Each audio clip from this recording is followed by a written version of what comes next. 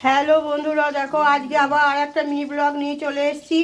করবো আজকে fried rice. এই দেখো ফ্রায়েড রাইসের চালটাকে ভিজিয়ে রেখেছি, এবার এটা ভাত করে নেবো। আর দেখো এখানে সবজিগুলো সব কেটে রেখেছি। এখানে সবজির মধ্যে আছে ক্যাপসিকাম, গাজর আর বিনস। এগুলোকে এবার তেলে ভাজবো আর এটা দিকে ভাতটা তখন বসাবো। করতে থাকি, দেখতে থাকো।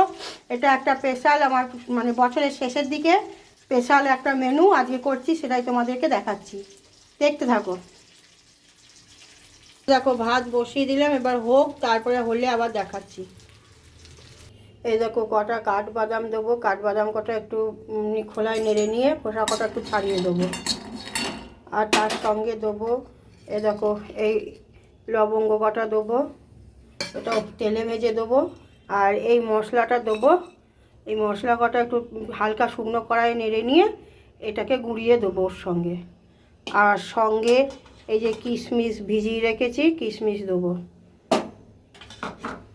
ফ্রায়েড রাইসে এগুলো সব দিতে থাকছি, দেখতে থাকো একে একে। সবজিগুলো সব ভাজতে দিয়ে দিলাম কড়াইয়ে। একটুখানি সাদা তেল আর ঘি দুটো মিক্স করে দিয়েছি, দিয়ে সেটা আর দেখানো হলো না কো। দিয়ে এই যে সবজিগুলো এবার ভাজতে দিয়েছি, ঢাকা দিয়ে দিয়ে ভাজবো। একটুখানি হালকা নুনও দিয়ে দেবো। ভাজার সময় দেখো বাদামগুলো কাঠখোলায় ভাজা হয়ে গেছে, ভেজে একবারে খোসা ছাড়িয়ে রেখে দিয়েছি।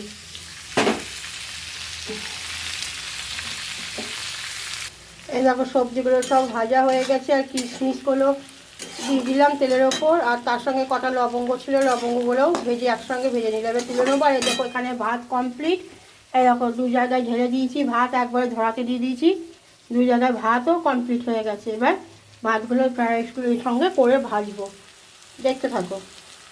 এই দেখো ভেজে তুলে নিয়ে ওর মধ্যে যেটা তেল ছিল তার সঙ্গে দেখো একটু ঘি দিয়ে নিলাম। ঘি দিয়ে নিয়ে আর দেখো এখানে হাঁড়িটা ফাঁকা হাঁড়িতে এটাও একটুখানি তলায় একটু ঘি দিয়ে দিয়েছি, দিয়ে গরম করে নিয়েছি ঘিটা।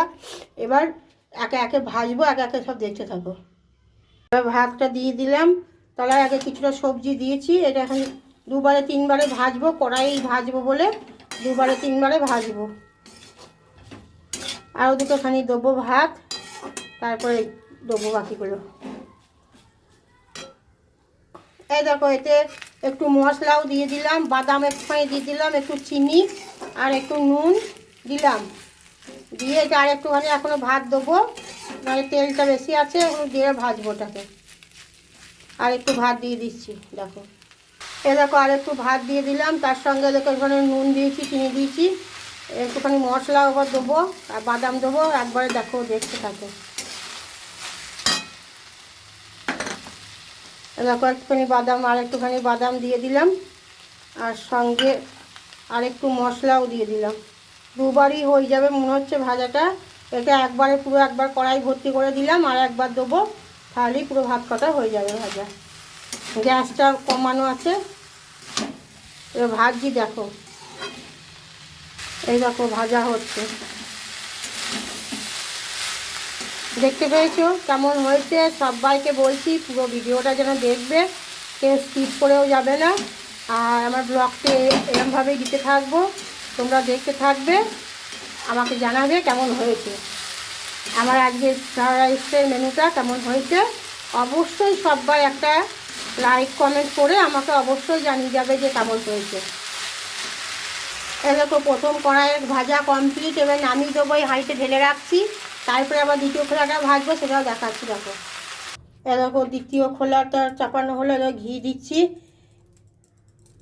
অল্প করে ঘি দেবো, আর তার সঙ্গে সাদা তেল দিয়ে করবো। দেখো দ্বিতীয় খোলা বসিয়ে দিলাম, এখানে ভাজবো। আর দেখো হাঁড়িতে তোলা হয়ে গেছে প্রথম ধাপেরটা। এবার সবাইকে বলছি প্লিজ পুরো ভিডিওটা একটু দেখবেন, লাইক কমেন্ট করে যাবেন, কেউ স্কিপ করে চলে যাবেন না।